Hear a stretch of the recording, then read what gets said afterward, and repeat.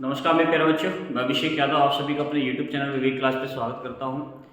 देखिए, जो हमारी करंट अफेयर्स की सीरीज चल रही थी, इसमें से एक क्लास मैं डाल चुका हूं अपने चैनल पर। ठीक है, आज जो हमारी क्लास है ये दूसरी क्लास है और जो ये हमारे 10 क्वेश्चन की सीरीज चल रही है ना दिल्ली पुलिस की, तो ये सिर्फ दिल्ली पुलिस के लिए ही नहीं है, ये यूपीएसआई के लिए भी है।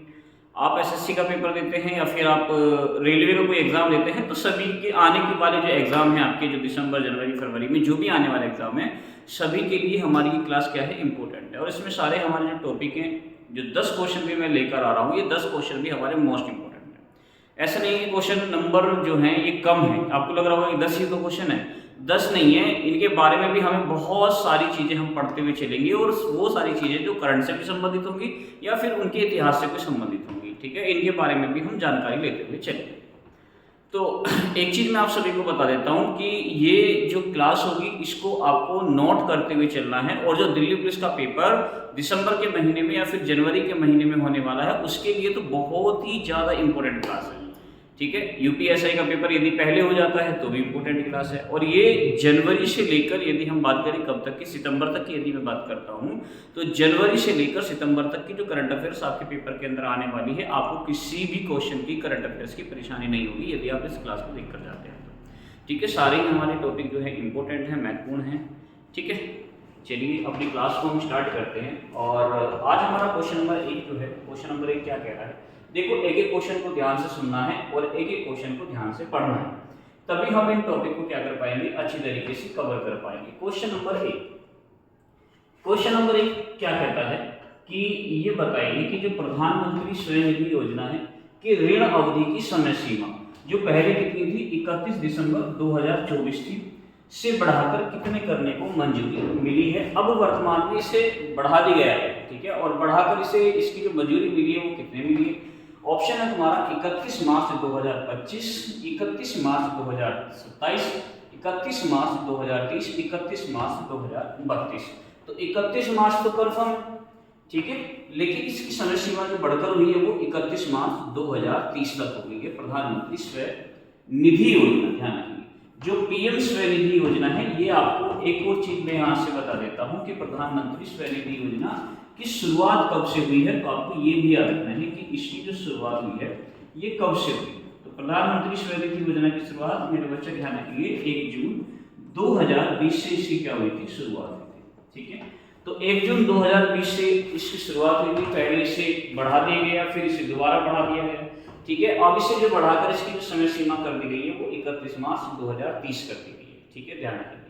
इसमें क्या है कि स्वनिधि योजना में क्या है कि जो सड़कों के किनारे जो लोग ठेली वेली वगैरह लगाते हैं, ठीक है, जो अपना रोजगार करते हैं, उनको जो है ऋण उपलब्ध कराने के लिए, ताकि वो अपने काम को और भी बेहतर तरीके से जो है उसको आगे बढ़ा सकें, उनकी सहायता के लिए, ठीक है, उनकी मदद के लिए इस योजना की शुरुआत की है भारत सरकार के द्वारा, जिसे हम प्रधानमंत्री स्वनिधि योजना के नाम से जानते हैं। ठीक है, दूसरा है इसे किस मंत्रालय के द्वारा शुरू किया गया है, तो ध्यान रखिए, इसे आवास एवं शहरी मामले मंत्रालय के द्वारा शुरू किया गया है। आवास एवं शहरी मामला मंत्रालय, ठीक है, शहरी मामला मंत्रालय के द्वारा इसे क्या करा गया है, शुरू किया गया है, आपको याद रखना, मंत्रालय के द्वारा इसको शुरू किया गया है। और इसमें सर्वश्रेष्ठ प्रदर्शन करने वाला जो राज्य है, ठीक है, इसमें सर्वश्रेष्ठ प्रदर्शन करने वाला राज्य, प्रदर्शन करने वाला राज्य जो है, ये भी आपको याद रखना है, प्रदर्शन करने वाला राज्य वो कौन सा राज्य है, वो राज्य है मेरे बच्चा, ध्यान रखिए, मध्य प्रदेश। कौन सा राज्य हो जाएगा, मध्य प्रदेश राज्य हो जाएगा। ठीक है, ये आपको याद रखना, प्रधानमंत्री स्वनिधि योजना। चलिए अगले क्वेश्चन की तरफ हम बढ़ रहे हैं। हमारा जो अगला क्वेश्चन है, अगला क्वेश्चन हमारा क्या कह रहा है, अगला क्वेश्चन कह रहा है कि ये बताइए कि हाल ही में किस सुरक्षा बल ने अपनी पहली पूर्ण महिला कमांडो इकाई शुरू करी। ठीक है, कौन सा ऐसा सुरक्षा बल है जिसने अपनी पहली जो है पूर्ण महिला कमांडो इकाई क्या करी है, यूनिट शुरू करी है। ध्यान रखिए,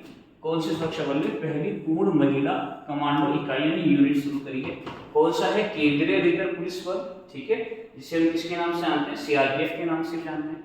ठीक है, जिसको हम किसके नाम से जानते हैं, सीआरपीएफ के नाम से भी जानते हैं। ठीक है, सशस्त्र सीमा बल जिसे हम एसएसबी भी कहते हैं। ठीक है, भारत तिब्बत सीमा पुलिस जिसे हम क्या कहते हैं, आईटीबीपी बीपीपी कहते हैं, ध्यान रखिए, और केंद्रीय औद्योगिक सुरक्षा बल जिसे हम क्या कहते हैं, सीआईएसएफ कहते हैं, जिसे हम क्या कहते हैं, सीआईएसएफ कहते हैं। जब आप एसएससी जीडी का पेपर देते हैं तो इन्हीं वैकेंसी के लिए आप तैयार होते हैं। इनकी जो यहाँ पर विभाग हैं, ठीक है, जो अर्धसैनिक बल है, इन्हीं में आपकी ज्वाइनिंग होती है, ठीक है, जब आप एसएससी जीडी वगैरह का पेपर देते हैं, ठीक है। तो अब जो पहली पूर्ण महिला कमांडो की यूनिट शुरू करी है वो किसने करी है मेरे बच्चे, केंद्रीय औद्योगिक सुरक्षा बल यानी सीआईएसएफ ने शुरू करी है। तो आपको ये बात याद रखनी है, किसने शुरू करी है, सीआईएसएफ ने शुरू करी है। इनकी स्थापना कभी कभी आपके पेपर के अंदर पूछ लेता है, तो ध्यान रखिए सीआरपीएफ की जो स्थापना हुई थी वो कब हुई थी, 1939 में हुई थी। यदि आपसे क्वेश्चन पूछे कि जो हमारे जो अर्धसैनिक बल हैं इनमें सबसे पहले स्थापना किसकी हुई थी, तो सीआरपीएफ की इसमें सबसे पहले स्थापना हुई थी, और इसकी स्थापना कब हुई थी, 1939 ईस्वी में। और इसके बाद जो स्थापना हुई थी वो एसएसबी की हुई थी, वो कब हुई थी, 1962 में। और उसके बाद आईटीबीपी की स्थापना 1963 में, और उसके बाद सीआईएसएफ की स्थापना हुई थी 1969। तो इनकी स्थापना किस किस वर्ष हुई है आपको ये भी याद रखना है, बहुत बेहतर तरीके से, ये चीज हमारे लिए इंपॉर्टेंट है, ये भी आपको याद करके जाना है, ठीक है ना, ध्यान रखिए। तो इन सब की स्थापना कब कब हो रही है, ठीक है, ध्यान रखना, ये मोस्ट इंपॉर्टेंट है कि केंद्रीय रिजर्व पुलिस बल सीआरपीएफ 1939, एसएसबी की स्थापना 1963, ठीक है, ये थोड़ा उल्टा हो गया है इनका, ये थोड़ा सा उल्टा हो गया है, ठीक है। आईटीबीपी की स्थापना कब हो रही है, 1962 में, और एसएसबी की स्थापना कब हो रही है, 1963 में, और सीआईएसएफ की स्थापना कब हो रही है, 1969 में, ठीक है, याद रखिए। अगला क्वेश्चन है हमारा, अगला क्वेश्चन क्या कहता है कि ये बताइए भारत के किस राज्य ने पहली आर्टिफिशियल इंटेलिजेंस एआई से संचालित आंगनवाड़ी केंद्र का उद्घाटन किया है। आर्टिफिशियल इंटेलिजेंस से संचालित आंगनवाड़ी केंद्र का उद्घाटन भारत के किस राज्य ने किया है, आपको ये बताना है। आंसर है आपका उत्तर प्रदेश, दूसरा है आपका राजस्थान, तीसरा है आपका महाराष्ट्र, चौथा है आपका केरल। तो आपको ये बताना है कि भारत की सबसे पहली आर्टिफिशियल इंटेलिजेंस जो आंगनवाड़ी बनी है ये कौन से राज्य ने बनाई है, तो ध्यान रखिए मेरे बच्चे, ये बनाई है महाराष्ट्र राज्य। किसने बनाई है, महाराष्ट्र राज्य भारत का पहला ऐसा राज्य हो जाता है जिसके यहाँ पर चलने वाली जो आंगनवाड़ी है किससे संचालित है, एआई से संचालित है, आर्टिफिशियल इंटेलिजेंस से संचालित है, ध्यान रखिए। अब जो आंगनवाड़ी है, आंगनवाड़ी का नाम क्या है, तो ध्यान रखेंगे महाराष्ट्र की वदमना आंगनवाड़ी, ठीक है, महाराष्ट्र की ध्यान रखेंगे वदमना जो है क्या है, आंगनवाड़ी, वदमना आंगनवाड़ी, ठीक है, आंगनवाड़ी आपको याद रखना है, ठीक है, ये महाराष्ट्र की पहली है, और ये महाराष्ट्र की ही नहीं है, ये भारत की भी पहली है, ध्यान रखेंगे, जो कि एआई से संचालित आंगनवाड़ी है। दूसरा ध्यान रखेंगे भारत का पहला जो है इंटेलिजेंट जो गांव है, भारत का जो पहला इंटेलिजेंट गांव जो बना है, स्मार्ट इंटेलिजेंट गांव, वो कौन सा है, तो आपको ये भी याद रखना है कि यही से मैं बता देता हूँ, महाराष्ट्र ही है वो भी, भारत का पहला, ठीक है, ये भी नोट करना है आपको, भारत का पहला स्मार्ट इंटेलिजेंट, ठीक है, ध्यान रखेंगे, इंटेलिजेंट ध्यान रखेंगे, इंटेलिजेंट जो विलेज बना है ये कौन सा बना है, ठीक है। तो भारत का पहला जो स्मार्ट इंटेलिजेंट गांव जो बना है, जो विलेज जिसे घोषित किया गया है, ये कौन सा जो है गांव है, ध्यान रखेंगे, ये कहां पर बना है, नागपुर के अंदर बना है। कहां पर बना है, ये नागपुर के अंदर बना है। और इस गांव का जो नाम है, इस गांव का नाम क्या है मेरे बच्चा, सतनावली। क्या नाम है इस गांव का नाम, सतनावली। ये भारत का पहला स्मार्ट इंटेलिजेंट गांव है जिसका नाम क्या है, सतनावली, ठीक है, सतनावली। और ये सतनावली जो गांव है ये भी कहां पर स्थित है, महाराष्ट्र में स्थित है। महाराष्ट्र में आपको ये भी याद रखना है, ठीक है। ये भारत का क्या है, पहला स्मार्ट इंटेलिजेंट विलेज है सतनावली, महाराष्ट्र के अंदर। और भारत की पहली आर्टिफिशियल इंटेलिजेंस एआई से संचालित आंगनवाड़ी केंद्र भी किसकी है, महाराष्ट्र की है। ध्यान रखेंगे, दोनों क्वेश्चन हमारे इंपोर्टेंट हैं। उसके बाद हमारा अगला क्वेश्चन क्या कह रहा है, अगला क्वेश्चन कह रहा है कि निम्नलिखित में से कौन सा राज्य भारत का पहला पूर्णतः डिजिटल साक्षर राज्य घोषित किया गया है। ध्यान रखना, भारत का पहला पूर्णतः डिजिटल साक्षरता राज्य जो घोषित किया गया है, ये कौन सा राज्य किया गया है, ध्यान रखेंगे। ऑप्शन है कर्नाटक, मिजोरम, केरल, उत्तर प्रदेश। तो कौन सा हो जाएगा मेरे बच्चा, केरल हो जाएगा डिजिटल के क्षेत्र में, ठीक है। यदि मिजोरम की हम बात करते हैं तो ध्यान रखेंगे मिजोरम क्या है, भारत का पहला, ध्यान रखेंगे मिजोरम क्या है, भारत का पहला पूर्ण जो है साक्षरता वाला राज्य है। ध्यान रखेंगे पूर्ण साक्षरता वाला राज्य कौन सा हो जाएगा, ध्यान रखेंगे पूर्ण साक्षरता वाला राज्य भारत का जो सबसे पहला हो जाएगा, ये कौन सा हो जाएगा, मिजोरम। यदि मैं भारत का दूसरा किसकी बात करूं, यदि मैं कहूं कि भैया ये बता दीजिए कि भारत का दूसरा पूर्ण साक्षरता वाला जो राज्य है ये कौन सा बना है, तो ध्यान रखिए गोवा, इसको गोवा को घोषित किया गया है, ठीक है, ध्यान रखना है, कंफ्यूज नहीं होना है। यदि मैं बात करूं तीसरे की बात करूं कि बताइए कि जो है तीसरा जो भारत का क्या बना है, तीसरा जो है पूर्णतः साक्षरता वाला जो राज्य बना है ये कौन सा बना है, तो ध्यान रखिए त्रिपुरा। कौन सा बना है, त्रिपुरा बना है। यदि मैं किसकी बात करता हूं, चौथे की बात करता हूं, कौन सा, चौथा, आपसे ये क्वेश्चन भी पूछा जाता है कि ये बताइए कि चौथा पूर्ण साक्षरता वाला राज्य कौन सा है। सो चौथा पूर्ण साक्षरता वाला राज्य, साक्षरता वाला राज्य जो बना है अभी हाल ही में घोषित किया गया है, तो ध्यान रखेंगे हिमाचल प्रदेश। कौन सा हो जाएगा, हिमाचल प्रदेश हो जाएगा, ध्यान रखेंगे हिमाचल प्रदेश, ठीक है। और हिमाचल प्रदेश में जो है, जो हिमाचल प्रदेश ने जो अपने आप को एक पूर्ण राज्य के दर्जे के रूप में जो घोषित किया है, ये कब किया है, 8 सितंबर 2025 को किया है। ध्यान रखेंगे हिमाचल प्रदेश को जो पूर्ण राज्य, पूर्ण साक्षरता राज्य का जो दर्जा मिला है, ये कब मिला है हिमाचल प्रदेश को, तो ध्यान रखेंगे ये इसको बच्चा मिला है 8 सितंबर 2025 को। अब सवाल ये है कि 8 सितंबर को हम कौन सा दिवस मनाते हैं, तो अंतरराष्ट्रीय साक्षरता दिवस मनाते हैं, ठीक है। ध्यान रखेंगे कौन सा दिवस मनाते हैं, तो ध्यान रखेंगे अंतरराष्ट्रीय साक्षरता दिवस कब मनाया जाता है, ये मनाया जाता है जो है 8 सितंबर को मनाया जाता है अंतरराष्ट्रीय साक्षरता दिवस। और इसी अंतरराष्ट्रीय साक्षरता दिवस पर एक कार्यक्रम शुरू किया गया था, कार्यक्रम का नाम क्या है, ध्यान रखेंगे। और इसी कार्यक्रम के तहत हिमाचल प्रदेश राज्य को क्या घोषित किया गया है, इसको जो है साक्षरता वाला राज्य घोषित किया गया है। कार्यक्रम का नाम है उल्लास कार्यक्रम, ठीक है, ध्यान रखिए। अंतरराष्ट्रीय साक्षरता दिवस 8 सितंबर को मनाया गया और इस पर, इसके उपलक्ष्य में एक कार्यक्रम की शुरुआत की गई थी जिसका नाम क्या था, उल्लास कार्यक्रम। और इसी उल्लास कार्यक्रम के तहत वर्तमान में हिमाचल प्रदेश राज्य को भी एक पूर्ण राज्य का क्या मिल गया है, साक्षरता राज्य का दर्जा प्राप्त हो गया है। और इस प्रकार का दर्जा प्राप्त करने वाला ये कौन सा बना है, ध्यान रखिए ये भारत का जो है क्या बना है, चौथा जो है पूर्ण साक्षरता वाला राज्य बना है। यदि हम किसकी बात करते हैं, डिजिटल की बात करते हैं, तो डिजिटल के क्षेत्र में जो है पूर्ण साक्षरता वाला जो राज्य है, तो ध्यान रखेंगे वो कौन सा हो जाएगा, केरल हो जाएगा।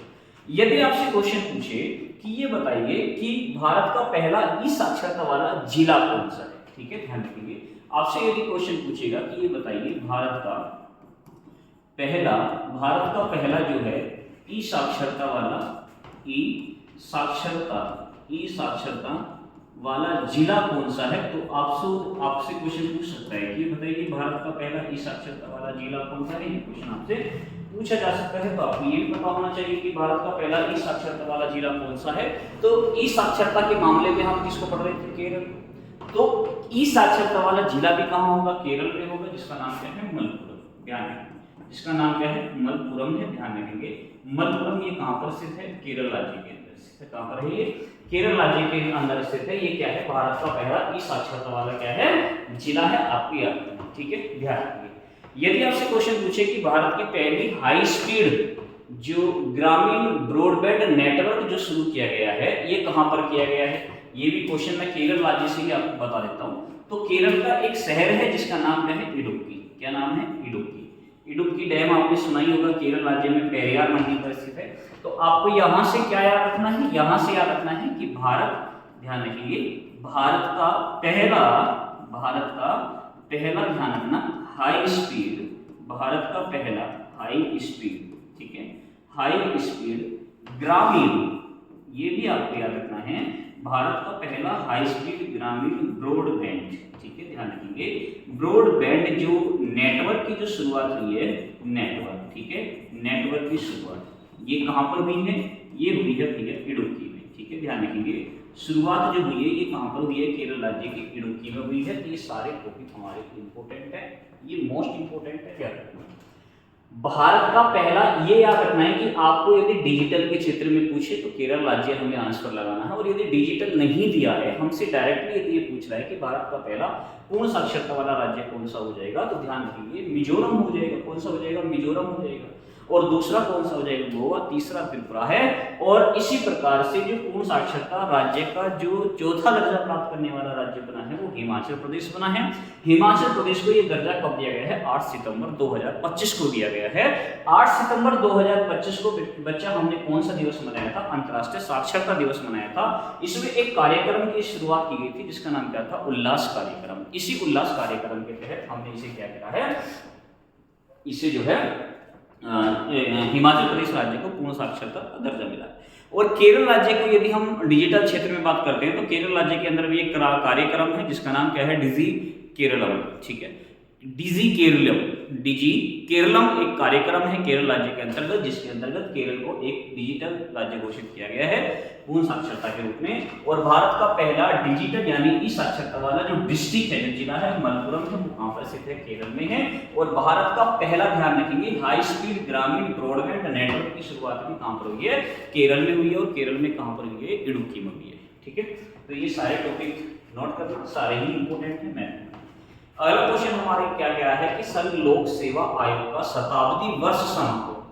ठीक है, संघ लोक सेवा आयोग का शताब्दी जो है, जो वर्ष समारोह है, ये कब तक जो है के लिए शुरू किया गया है। तो आपको इसका आंसर बताना है, ये कब तक के लिए शुरू किया गया है। पहले तो मैं आपको बता देता हूँ कि जो यूपीएससी जिसको हम कहते हैं संघ लोक सेवा आयोग का जो शताब्दी वर्ष समारोह है, ये कब से शुरू हुआ है। तो ध्यान रखेंगे 1 अक्टूबर 2025 से शुरू किया गया है और 1 अक्टूबर 2026 तक के लिए इसे संचालित किया गया है। तो हमारा जो आंसर हो जाएगा वो क्या हो जाएगा, 1 अक्टूबर 2026 हो जाएगा। ठीक है, अब 1 अक्टूबर 2026 क्यों, 1 अक्टूबर क्यों, तो ध्यान रखेंगे जो यूपीएससी है, जो संघ लोक सेवा आयोग है, जिसे हम यूपीएससी कहते हैं, तो ध्यान रखेंगे भारत शासन अधिनियम, तो भारत शासन एक्ट जो आया था, कौन सा एक्ट आया था भैया, 1919। व एक कमीशन आया था जिसे हम ली आयोग कहते हैं। ठीक है, क्या कहते हैं, ली आयोग कहते हैं। और ये कमीशन 1924 में लाया गया था। आया कब था, 1924 ईस्वी में आया था। यह इसी की सिफारिश पर 1926 ईस्वी में ली आयोग की सिफारिश पर, ध्यान रखेंगे, इस कमीशन की सिफारिश पर ध्यान रखेंगे, भारत के अंदर सिफारिश पर 1 अक्टूबर 1926 में क्या हुआ था, 1926 में ध्यान रखेंगे यूपीएससी की क्या हुई थी, स्थापना हुई थी। यूपीएससी यानी संघ लोक सेवा आयोग। ठीक है, ध्यान रखेंगे संघ लोक सेवा आयोग की क्या हुई थी बच्चा, सेवा आयोग की क्या हुई थी, स्थापना। तो आपको याद रखना है, इसीलिए हमने 1 अक्टूबर को चुना। ठीक है, तो आपसे यदि क्वेश्चन पूछेगा कि संघ लोक सेवा आयोग की स्थापना कब हुई थी, तो 1 अक्टूबर 1926 ईस्वी में जो है किसकी स्थापना की गई थी, संघ लोक सेवा आयोग की स्थापना की गई थी। कौन से कमीशन की सिफारिश पर हुई थी, तो ध्यान रखेंगे ली आयोग से कमीशन आया था, जो कि 1924 में आया और 1926 ईस्वी में अपनी रिपोर्ट देता है। इसी की सिफारिश पर हमने जो है भारत के अंदर किसकी स्थापना करी है, यूपीएससी की स्थापना करी है। यदि आपसे क्वेश्चन ये पूछेगा कि ये बताइए कि यूपीएससी के वर्तमान अध्यक्ष कौन है, ध्यान रखेंगे, तो ध्यान रखेंगे इसके जो वर्तमान अध्यक्ष हैं बच्चा, ठीक है, ये भी आपको याद रखना है कि यूपीएससी के जो वर्तमान अध्यक्ष हैं वो कौन है, डॉक्टर अजय कुमार। ठीक है, ध्यान रखेंगे डॉक्टर अजय कुमार क्या है, इसके वर्तमान में क्या है, अध्यक्ष हैं इसके यूपीएससी के। ठीक है, जिसे हमने संघ लोक सेवा आयोग नाम दिया है। यदि मैं संघ लोक सेवा आयोग की संविधान की बात करूंगा तो संविधान में इसको जो है कौन से भाग में दर्शाया गया है, भाग किस में दर्शाया गया है, 14 में दर्शाया गया है। और इसका जो उल्लेख है ये कौन से अनुच्छेद से उल्लेख है, तो मेरे बच्चा ध्यान रखेंगे अनुच्छेद जो है कौन सा, अनुच्छेद 315 से लेकर अनुच्छेद 323 तक जो है इसका प्रयोग किया गया है। यूपीएससी संघ लोक सेवा आयोग कौन से भाग में है ये, तो ध्यान रखिए भाग 14 के अधीन आता है। आर्टिकल 315 से लेकर 323 तक इसका क्या करा गया है, उल्लेख किया गया है। ठीक है, तो आपको ये चीज याद रखनी है। संघ लोक सेवा आयोग का शताब्दी वर्ष समारोह कब तक के लिए शुरू किया गया, 1 अक्टूबर 2026 तक के लिए शुरू किया गया है। 1 अक्टूबर 2025 में ये शुरू। ठीक है, चलिए अपने हम अगले क्वेश्चन की तरफ बढ़ते हैं। अगला क्वेश्चन हमारा क्या कह रहा है कि हाल ही में चर्चा में रही एक ज्वालामुखी है जिसका नाम क्या है मेरे बच्चा, जिसका नाम है क्रिसेंटनिको ज्वालामुखी। ठीक है, जिसमें 600 वर्षों में पहली बार विस्फोट हुआ है। किस देश में स्थित है? कितने वर्षों में विस्फोट हुआ है? 600 वर्षों में विस्फोट हुआ है, यानी 600 साल के बाद इसमें विस्फोट हुआ है। इसीलिए ये ज्वालामुखी कौन सी? कृसेनीनिकोव जो ये ज्वालामुखी है ये वर्तमान में चर्चा में है। ठीक है, तो ये कौन से देश में स्थित है? ऑप्शन है हमारा इटली, इंडोनेशिया, रूस या फिर अफ्रीका। तो ध्यान रखिए ये कहां पर स्थित है मेरे बच्चा? रूस में स्थित है। कहां पर स्थित है? रूस में स्थित है। हमारा आंसर क्या हो जाएगा? रूस हो जाएगा।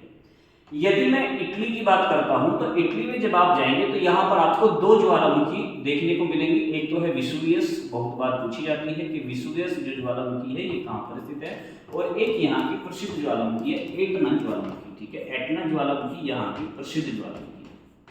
ठीक है, ज्वालामुखी यहाँ की प्रसिद्ध ज्वालामुखी है, तो ये भी एटना ज्वालामुखी भी आपको याद रखनी है।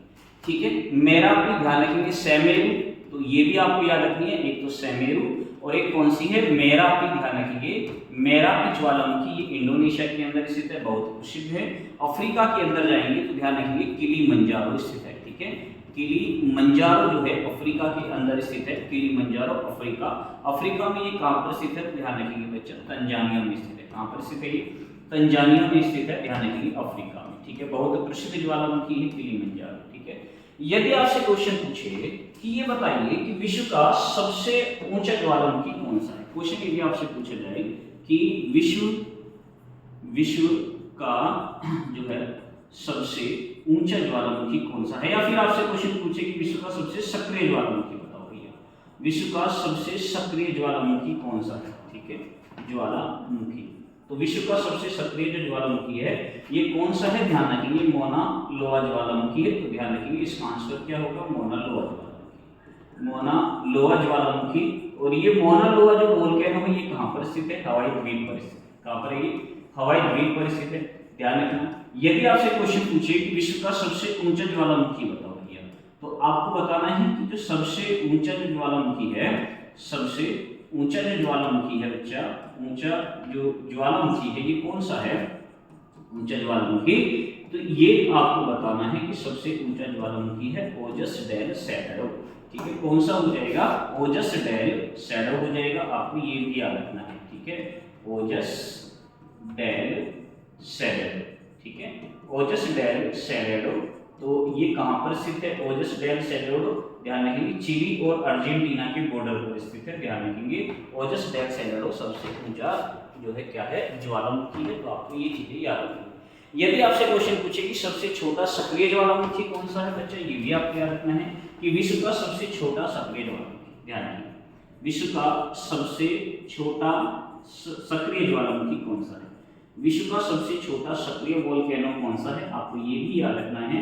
सक्रिय जो ज्वालामुखी है, ज्वालामुखी, तो ध्यान रखेंगे ये कौन सा हो जाएगा सक्रिय ज्वालामुखी? तो ध्यान रखेंगे ये हो जाएगा कौन सा? ताल ज्वालामुखी। कौन सा हो जाएगा मेरे बच्चा?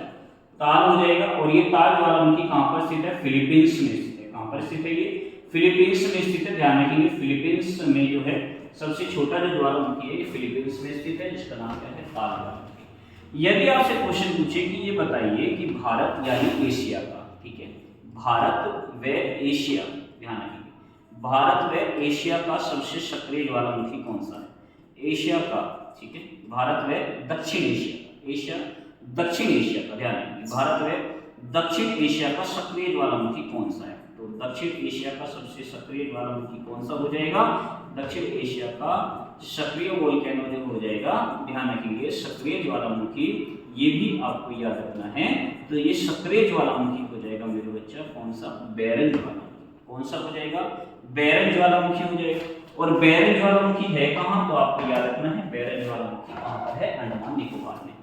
तो ये कौन सा हो जाएगा मेरे बच्चे? बैरन वोल्केनो, बैरन ज्वालामुखी हो जाएगा। और बैरन ज्वालामुखी ये कहां पर स्थित है? बैरन ज्वालामुखी अंडमान एवं निकोबार में स्थित है बैरन ज्वालामुखी। ठीक है, याद रखिए। यदि आपसे क्वेश्चन पूछे कि भारत का सुसुप्त ज्वालामुखी कौन सा है, तो नारकोडम आपको आंसर लगाना है। ये भी कहां पर स्थित है? ये भी अंडमान निकोबार में। ज्वालामुखी के 3 टाइप होते हैं। एक तो एक्टिव वोल्केनो होता है, ठीक है, जिसे हम कहते हैं सक्रिय ज्वालामुखी, जिसमें लगातार विस्फोट होता है। एक हम बोलते हैं कि जो है डोरमेंट वोल्केनो, जिसे हम सुसुप्त ज्वालामुखी कहते हैं, जिसमें कभी कभी विस्फोट होता है। एक हम कहते हैं कि मृत ज्वालामुखी, डेड ज्वालामुखी बोलते हैं, जिसमें बहुत काफी, यानी जब पृथ्वी की जब उत्पत्ति हो रही थी तो तब से उसके बाद से इसमें कभी विस्फोट हुआ नहीं है, इसीलिए इसको हमने मृत ज्वालामुखी बोला है। अब आपके लिए मैं एक क्वेश्चन यहाँ पे छोड़ रहा हूँ जिसका आंसर आप कमेंट में मेरे को बताएंगे कि ये बताइए, क्या भारत में मृत ज्वालामुखी के प्रमाण पाए जाते हैं? यदि पाए जाते हैं तो कौन से राज्य क्षेत्र में पाए जाते हैं? ठीक है, इसका आंसर आपको मेरे को बताना। तो इनको सबको नोट कर लेना, सारी चीजें इंपॉर्टेंट हैं, ठीक है, ध्यान रखिए। अगला क्वेश्चन हमारा क्या कह रहा है कि हाल ही में किस देश 16 वर्ष से कम उम्र के बच्चों को YouTube अकाउंट बनाने पर प्रतिबंध लगाने की घोषणा की है। यानी ये कह रहा है कि हाल ही में कौन सा ऐसा देश है जो ये कह रहा है कि 16 वर्ष से कम उम्र के जो बच्चे होंगे उनका YouTube अकाउंट नहीं बनाया जाएगा, उनके YouTube अकाउंट यदि है तो उस पर प्रतिबंध लगाया जाएगा। ये कौन सा ऐसा देश है? ऑप्शन है भारत, अमेरिका, ऑस्ट्रेलिया या जापान। तो ध्यान रखेंगे ये कौन सा कंट्री हो जाएगी? ऑस्ट्रेलिया हो जाएगी। ऑस्ट्रेलिया पहला ऐसा देश बना है, ध्यान रखेंगे, जो कि ये कह रहा है कि 16 वर्ष से कम उम्र के बच्चों के YouTube अकाउंट पर क्या लगाया जाएगा? प्रतिबंध लगाया जाएगा। अब सवाल ये है कि YouTube की स्थापना किसने करी थी? आपसे क्वेश्चन में ये क्वेश्चन पूछा जाता है कि YouTube की स्थापना किसने करी थी, तो ध्यान रखेंगे YouTube के संस्थापक कौन है। यदि आपसे क्वेश्चन पूछे कि YouTube के संस्थापक कौन है, ठीक है, YouTube के फाउंडर कौन है, तो ध्यान रखेंगे YouTube के फाउंडर आपसे पूछा जाता है कौन है? Chad Hurley. ध्यान रखेंगे चैड हर्ले YouTube के फाउंडर हैं। और कौन कौन है? स्टीव, ध्यान रखेंगे स्टीव चैन, ठीक है, स्टीव चैन जो है क्या है? इसके फाउंडर हैं। और कौन है? और है इसके जो है करीम, वाजिद करीम जो है क्या है? इसके फाउंडर हो जाएंगे, जिन्होंने इसकी स्थापना 14 फरवरी 2000 में करी थी, 5 में इसकी जो है क्या करी थी? इसकी स्थापना की थी, ठीक है, जावेद करीम। क्या नाम हो जाएगा? जावेद करीम नाम हो जाएगा, ठीक है, क्या नाम हो जाएगा? जावेद करीम नाम हो जाएगा। तो आपको ये याद रखना है, ये सब इसके क्या थे? फाउंडर थे, ठीक है, जावेद करीम क्या हो जाएगा? नाम हो जाएगा। ये सब इसके क्या थे? फाउंडर थे। तो आपको याद रखना है। और इन्होंने जो इसकी स्थापना की थी YouTube की, वो कब की थी? 14 फरवरी 2005 में जो है इसकी क्या की गई थी? स्थापना की गई थी, ध्यान रखना, ठीक है, इसको लॉन्च किया गया YouTube को ध्यान रखना है। YouTube के फाउंडर कौन है? संस्थापक कौन है? चैड हर्ले, स्टीव चैन और जावेद करीम। 2005 में इन्होंने इसकी स्थापना की थी। और ऑस्ट्रेलिया ऐसा देश बना है जो क्या कह रहा है कि 16 वर्ष से कम उम्र के बच्चे जो है YouTube का प्रयोग नहीं करेंगे, उस पर रोक लगा दी जाएगी, ठीक है। अगला क्वेश्चन क्या कह रहा है कि भारत की पहली रोरो फेरी, ठीक है, रोरो फेरी सेवा का शुभारंभ किस नदी पर किया गया? रोरो फेरी सेवा का शुभारंभ, ठीक है, किस नदी पर किया गया है? जो नदी की जो यात्रा है, जो हमारे राष्ट्रीय जल मार्ग, ठीक है, जो उन पर जब हम यात्रा करते हैं तो उस पर हमने एक जो है एक सेवा शुरू करी है जिसे हमने रोरो फेरी बोला है। तो ये कौन सी नदी पर हुआ है? ऑप्शन नर्मदा, गंगा, ब्रह्मपुत्र या मांडवी। तो ध्यान रखिए कौन सी नदी पर हुआ है मेरे बच्चे? मांडवी नदी पर हुआ है। और मांडवी नदी कौन से राज्य के अंदर फ्लो करती है? तो ध्यान रखिए गोवा। गोवा की राजधानी जो है क्या है? पणजी है। और इसी मांडवी नदी पर इसी मांडवी नदी पर आप जब जाएंगे तो यहाँ पर आपको क्या देखने को मिलेगा? एक जलप्रपात देखने को मिलेगा। और ये जो जलप्रपात है इसी का नाम आपके पेपर के अंदर पूछा जाता है कि ये बताइए बच्चा, दूध सागर जलप्रपात। कौन सा? दूध सागर जलप्रपात जो है ये कौन सी नदी पर स्थित है? दूध सागर जलप्रपात ये मांडवी नदी पर स्थित है, जो कि गोवा राज्य के पणजी में फ्लो करती है, गोवा राज्य की राजधानी। यहाँ पर एक और क्वेश्चन आपके पेपर के अंदर पूछा जाता है कि जब आप गोवा में जाएंगे तो आपको यहाँ पर एक बंदरगाह मिलेगा जिसका नाम क्या है? मार्मागुआ बंदरगाह। आपसे यहाँ से क्वेश्चन पूछा जाता है कि मार्मागुआ बंदरगाह कौन सी नदी के मुहाने पर स्थित है? ये कमेंट में आप मेरे को बताएंगे, ठीक है। बहुत इंपॉर्टेंट क्वेश्चन है, बहुत बार पूछा जाता है। ये गोवा की दूसरी सबसे प्रसिद्ध नदी है जिसके मुहाने पर मार्मागुआ पोर्ट स्थित है, ठीक है। यदि हम नर्मदा की बात करें तो नर्मदा नदी आप देखोगे कहाँ से निकलती है, इसका उद्गम कहाँ से होता है? तो नर्मदा नदी का उद्गम मेरे बच्चा कहाँ से होता है? अमरकंटक से होता है, ठीक है। कहाँ से होता है इसका उद्गम? अमरकंटक से होता है। और अमरकंटक में कहाँ से? मध्य प्रदेश। और ध्यान रखिए यह नदी कौन सी दिशा से? यह नदी जो है ध्यान रखिए पूर्व दिशा से पश्चिम दिशा की तरफ प्रवाहित होती है, उल्टी बहती है। नर्मदा नदी किस में बहती है? ध्यान रखिए ये मृत घाटी में बहती है। कौन सी घाटी में बहती है? मृत घाटी में फ्लो करती है, मृत घाटी में। मृत घाटी में प्रवाहित होती है कौन सी नदी? नर्मदा नदी प्रवाहित होती है, ध्यान रखिए। इसी नर्मदा नदी पर जब आप जाएंगे तो मध्य प्रदेश राज्य के अंदर जबलपुर में आपको इस पर एक जलप्रपात देखने को मिलेगा जिसका नाम क्या है? धुआंधार जलप्रपात। गंगा नदी का यदि हम बात करते हैं तो गंगा नदी का जो उद्गम है ये कहाँ से होता है, तो ध्यान रखेंगे गंगोत्री से होता है। इसका उद्गम कहाँ से होता है, गंगोत्री से होता है। लेकिन गंगा का जो नाम है, गंगा का जो नाम है, ये नाम कहाँ पड़ता है मेरे बच्चे, तो ध्यान रखेंगे इसका नाम देव प्रयाग में पड़ता है। गंगा का नाम जो गंगा पड़ता है वो कहाँ पड़ता है, देव प्रयाग में। कौन कौन सी नदी, भागीरथी नदी, कौन सी नदी है, एक तो हो जाएगी आपकी भागीरथी नदी और एक प्लस में क्या हो जाएगी, अलकनंदा हो जाएगी। कौन सी हो जाएगी, अलकनंदा नदी हो जाएगी। ये दोनों नदियों के संगम पर जो है क्या होता है, देव प्रयाग में जब ये आपस में मिलती है तो एक नया नाम देती है गंगा। ठीक है। ब्रह्मपुत्र नदी के यदि मैं उद्गम की बात करता हूं कि भैया ब्रह्मपुत्र नदी का उद्गम बताइए, ब्रह्मपुत्र नदी का उद्गम कहां से होता है, तो ध्यान रखेंगे चेमायुंगडुंग ग्लेशियर से होता है। आपको याद रखना है कहां से, चेमायुंगडुंग ग्लेशियर। ठीक है, चेमायुंगडुंग ग्लेशियर से जो है क्या होता है, इसका उद्गम होता है। ये कहां पर है, मानसरोवर में। कहां पर है, मानसरोवर में स्थित है, मानसरोवर। ठीक है, आपको याद रखना है कि कहां पर है, मानसरोवर तिब्बत में स्थित है, चेमायुंगडुंग ग्लेशियर, जहां से इस नदी का उद्गम होता है। कौन सी नदी है ये जो है ब्रह्मपुत्र नदी है। और ब्रह्मपुत्र नदी को हम तिब्बत में ब्रह्मपुत्र नहीं कहते, इसे क्या कहते हैं, यारलुंग जो है क्या, सॉरी यारलुंग सांगपो के नाम से जानते हैं। और ये नदी जो है किसके साथ जो है, ये नदी तिब्बत से निकलकर ये फिर भारत के अंदर प्रवेश करती है और भारत में अरुणाचल प्रदेश से प्रवेश करते हुए आगे बढ़ती है, जहां पर जब ये असम राज्य में पहुंचती है तो इसी असम राज्य में इस नदी को ब्रह्मपुत्र नाम दिया गया है। ब्रह्मपुत्र का मतलब होता है ब्रह्मा का पुत्र। और फिर यह नदी कहां पर चली जाती है, बांग्लादेश में चली जाती है, जहां पर बांग्लादेश में इसे जमुना के नाम से जानते हैं। फिर वहां पर पद्मा नदी और जमुना नदी का संगम होता है। फिर आगे चलकर इसमें मेघना की जलधारा आकर मिल जाती है, जहां पर इसे मेघना की जलधारा कहते हैं। उसके बाद ये नदी कहाँ पर अपना मुहाना बनाती है, बे ऑफ बंगाल में, यानी बंगाल की खाड़ी में। तो ये चीजें आपको यहाँ से याद रखनी है। ठीक है, तो ये रोरो फेरी सेवा जो शुरू हुई है अभी हाल ही में मांडवी नदी पर हुई है। और ये कौन सी जलप्रपात है, यहाँ पर दूधसागर जलप्रपात है। स्मार्ट सिटी इंडेक्स, ठीक है, 2025 में शीर्ष शहर का खिताब किसे मिला है। ठीक है, स्मार्ट सिटी के क्षेत्र में जो है, जो सर्वश्रेष्ठ जो है शहर का खिताब मिला है, शीर्ष शहर का खिताब, ये किसको मिला है। तो आपके लिए ऑप्शन क्या है, आपके लिए ऑप्शन क्या है कि ज्यूरिख, नई दिल्ली, ओस्लो या फिर जिनेवा। आपको आंसर बताना है कि इसमें जो है सबसे बेस्ट शहर का जो अवार्ड मिला है वो किसको मिला है। तो ध्यान रखेंगे मेरे बच्चे, ये अवार्ड मिला है किसको, ज्यूरिख। ठीक है, तो पहला जो शहर है, पहला जो अवार्ड मिला है, पहला जो शहर का अवार्ड मिला है ये किसको मिला है, ज्यूरिख को मिला है। किसको मिला है, ज्यूरिख को मिला है, ध्यान रखेंगे। और दूसरे शहर का अवार्ड किसको मिला है, ओस्लो को मिला है। ठीक है, ध्यान रखेंगे किसको मिला है, ओस्लो। ठीक है, ध्यान रखें। और तीसरे शहर का अवार्ड किसको मिला है, जिनेवा को मिला है। ये आपकी याद रखने हैं, ध्यान रखना। और यदि चौथे शहर की मैं बात करूंगा, चौथा स्मार्ट शहर का खिताब किसको मिला है, तो ध्यान रखेंगे दुबई को मिला है। और यदि मैं पांचवें स्मार्ट शहर की बात करूंगा तो किसको मिला है, आबू धाबी को मिला है। ठीक है, आबू धाबी को मिला है। क्या भैया भारत के भी कोई ऐसे शहर हैं जो टॉप 10 में, कोई नहीं, टॉप 100 में भी नहीं है, ध्यान रखना। भारत की राजधानी जो नई दिल्ली है, इसका स्थान कौन सा है, 104। आपको याद रखना है। स्मार्ट सिटी यानी जो है स्मार्ट सिटी में सबसे जो भारत की जो राजधानी है दिल्ली, इसको जो स्थान मिला है वो कौन सा मिला है, 104वां मिला है। और ध्यान रखेंगे भारत का एक और प्रसिद्ध शहर है जिसका नाम क्या है, मुंबई है। मुंबई को जो स्थान मिला है मेरे बच्चा, ध्यान रखेंगे 106वां मिला है। मुंबई का स्थान कौन सा है, 106वां है। तो आपको ये चीज याद रखनी है। ठीक है, चलिए अगले क्वेश्चन की तरफ हम बढ़ रहे हैं। अगला हमारा और आज की क्लास का जो अंतिम क्वेश्चन है और मोस्ट इंपोर्टेंट है, क्वेश्चन हमारा क्या कह रहा है कि पहला खेलो इंडिया वाटर स्पोर्ट्स फेस्टिवल 2025 का आयोजन किस झील में किया गया है। ठीक है, क्वेश्चन क्या कह रहा है, क्वेश्चन ये कह रहा है कि ये बताइए कि जो पहला इंडिया वाटर स्पोर्ट्स फेस्टिवल 2025 का आयोजन किस झील में किया गया। ऑप्शन है पुलिकट झील, लोकटक झील, चिल्का झील या डल झील। ठीक है, तो इसका आंसर क्या हो जाएगा, डल झील हो जाएगा। डल झील यानी कहां पर हुआ है, ये जम्मू कश्मीर में।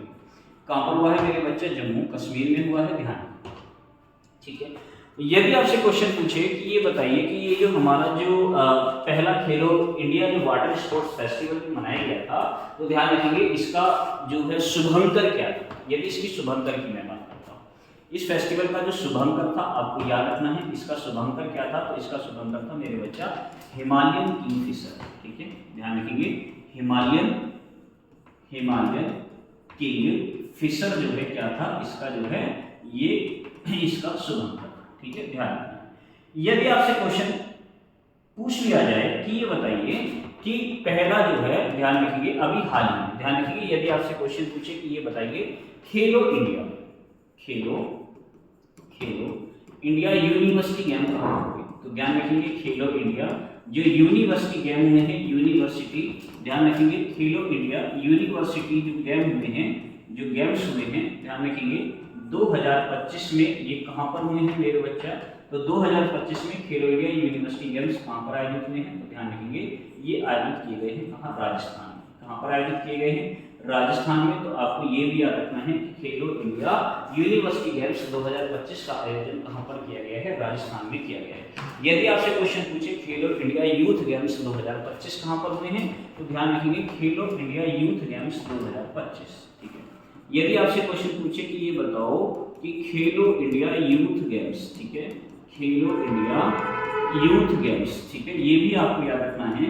यूथ गेम्स जो हुए हैं मेरे बच्चा, गेम्स 2025, इनका आयोजन कहाँ पर किया गया है, तो इनका आयोजन बिहार एवं दिल्ली में किया गया है, ठीक है। ध्यान रखेंगे कहाँ पर हुआ है, बिहार एवं कहाँ पर हुआ है, दिल्ली में हुआ है, ठीक है। ये जो यूथ गेम्स हुए हैं 2025 के, ठीक है।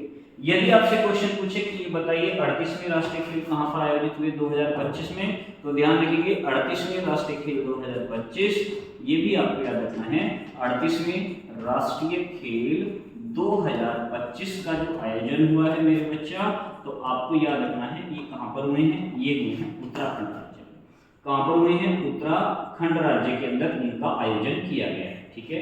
यदि उत्तराखंड राज्य के अंदर इनका आयोजन हुआ है, तो आपसे यहाँ पर पूछ सकता है कि ये जो 38वें राष्ट्रीय खेल का जो आयोजन हुआ था 2025 में उत्तराखंड राज्य में, इसका जो है शुभंकर क्या था, इसका शुभंकर आपसे पूछा जा सकता है। तो ध्यान रखेंगे इसका जो शुभंकर था वो क्या था, मौली था। क्या था, मौली, ठीक है। मौली एक पक्षी है, यानी जो उत्तराखंड राज्य और हिमाचल प्रदेश राज्य के अंदर बहुत प्रसिद्ध पक्षी है जिसका नाम है मोनाल, उसी के नाम पर जो है ये मौली नाम दिया गया है। ये इसका क्या था, शुभंकर था, ठीक है, उत्तराखंड राज्य में हुआ था। यदि आपसे क्वेश्चन पूछे कि ये बताइए कि इसका शुभंकर तो ठीक है, यदि इसकी थीम पूछे, इसकी थीम क्या थी, तो ध्यान रखिए इसकी थीम क्या थी बच्चा, ध्यान रखेंगे इसका जो विषय था, इसकी जो थीम थी, इसकी थीम क्या थी, हरित गैस, ठीक है। ध्यान रखेंगे इसकी थीम क्या थी, हरित गैस, ठीक है। ध्यान रखेंगे हरित गेम्स क्या थी, इसकी थीम थी 2025 खेलो राष्ट्रीय खेल 2025 की।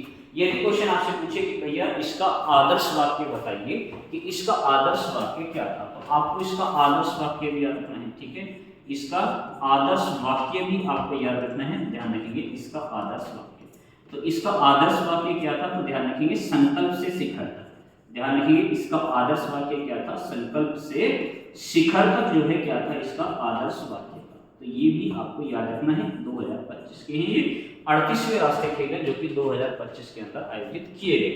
एक और चीज मैं आपको यहाँ से बता देता हूँ, यदि आपसे क्वेश्चन पूछे कि ये बताइए 39वें राष्ट्रीय खेल 2026 कहाँ पर आयोजित होंगे, यदि आपसे क्वेश्चन पूछे कि ये बताइए 39वें राष्ट्रीय खेल, ध्यान रखिए क्वेश्चन ये आपसे पूछ सकता है कि 39वें राष्ट्रीय खेल 2026, देखो ये पहले 2026 में होने थे, लेकिन अभी जो है ओलंपिक संघ ने, जो भारतीय ओलंपिक संघ है, इसने जो घोषणा करी है ये 2027 के लिए घोषणा करी है। 38वें राष्ट्रीय खेल 2026-27 की जो मेजबानी कर रहा है, ये कौन सा राज्य कर रहा है, मेघालय कर रहा है। कौन सा राज्य करेगा, मेघालय करेगा। तो आपको ये भी याद रखना है कि जो है जो 39वें राष्ट्रीय खेल 2026-27 में होंगे वो कहाँ पर होंगे, मेघालय में। 2026 के लिए आयोजित हुए थे, लेकिन 2027 में इसका क्या करा जाएगा, इसका जो है आयोजन किया जाएगा, ठीक है। तो ये हमारे आज के जो है टॉप 10 हमारे क्वेश्चन थे जो कि मोस्ट इंपोर्टेंट है, आपके एग्जाम से संबंधित है, और सारे ही क्वेश्चन हमारे बेस्ट है, सारे ही क्वेश्चन हमारे प्रैक्टिस करने के लिए ही हैं। इनको बस आपको नोट करना है और अपने एग्जाम के लिए तैयार होना है, ठीक है। देखिए मैं आपको एक चीज समझा देता हूँ, एक छोटी सी बात है कि देखो कभी भी यदि हमारे लिए तो ये एक युद्ध ही है ना, बच्चों के लिए, स्टूडेंट के लिए तो ये क्या है, ये युद्ध ही है। यहाँ एक तरीके से आप युद्ध लड़ रहे हैं, बशर्ते यहाँ पर जो युद्ध लड़ा जा रहा है वो हथियार से नहीं है। आपका हथियार क्या है, आपका हथियार है आपकी नॉलेज। आपकी नॉलेज का मतलब है कि आप कितना पढ़कर जाते हैं, आप कितने तैयार होकर जाते हैं और कितना स्मार्ट बनकर जाते हैं, ठीक है। पढ़ने का मतलब ये नहीं है कि आप कुछ भी उठा रहे हैं, कुछ भी पढ़ रहे हैं, ठीक है। यदि आप कुछ भी पढ़ रहे हैं तो समझ जाइए आप कंपटीशन से बहुत दूर हो जाएंगे। आप मेहनत तो कर रहे हैं लेकिन उस मेहनत में वो जो रंग लाएगी उसमें समय लगेगा।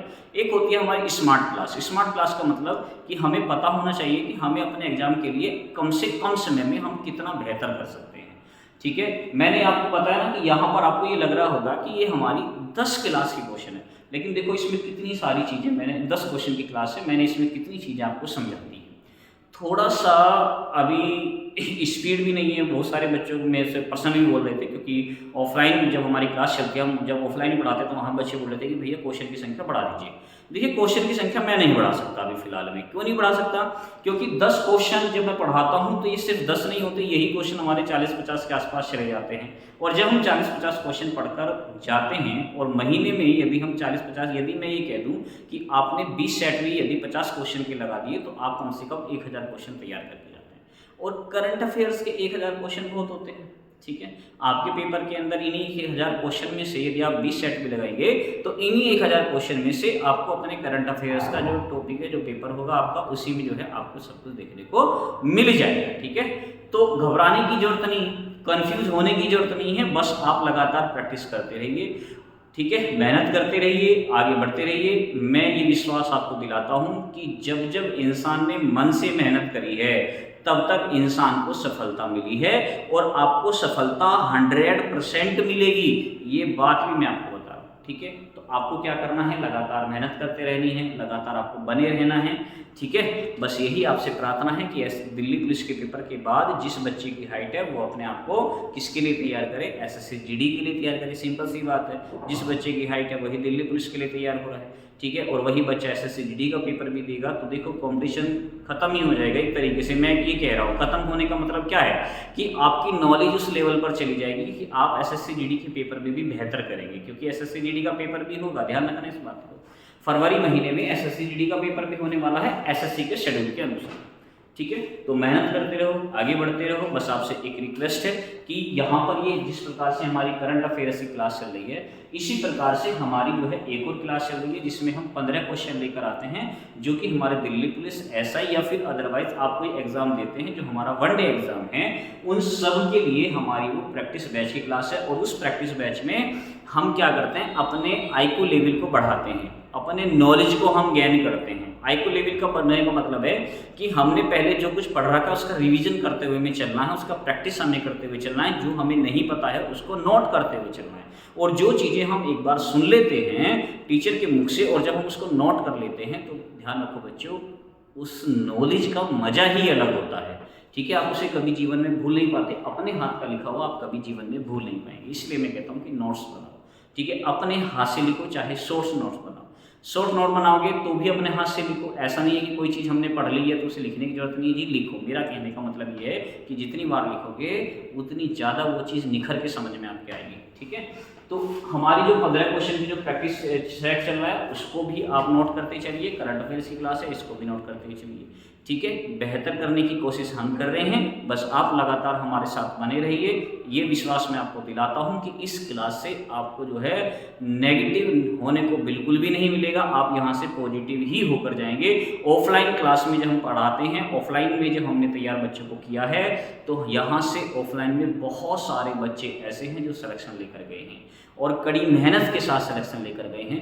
बस धीरे से धीरे अब हम भी ऑनलाइन की तरफ बढ़ रहे हैं, क्योंकि अभी डिजिटल इंडिया का ज़माना है, थोड़ा लेट है लेकिन फिर भी चलो कोई बात नहीं। आप सभी का साथ रहेगा तो बड़ी जल्दी जो है हम क्या करेंगे, आगे बढ़ेंगे, ठीक है। फिर मिलते हैं आपसे, तब तक के लिए नमस्कार, जय हिंद, जय भारत।